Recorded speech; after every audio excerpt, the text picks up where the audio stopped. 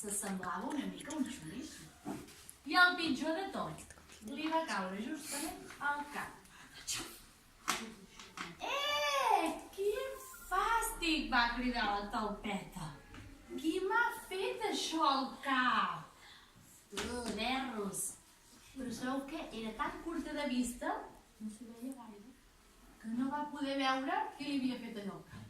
No va tenir temps per veure qui. Estava molt enfadada, la talpeta.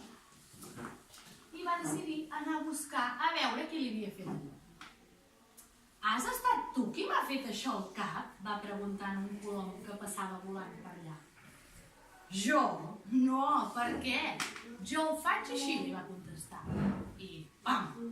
Un esquitx de color blanc i humit li va caure a terra justament al costat del peu. I la va atacar una mica. El colom no havia sigut, que no? No. Que no eren igual les caques? No. Continuaré investigant. I va continuar caminant. Has estat tu qui m'ha fet això al cap? Li va preguntar el cavall que pasturava per allà. Jo? No, per què? Jo ho faig així, li va contestar.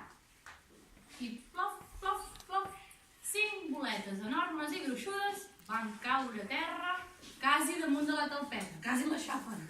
Les va quedar boca oberta, de lo grosses que eren aquelles caques, tan grosses com ella, quasi. Era com ella. Quasi.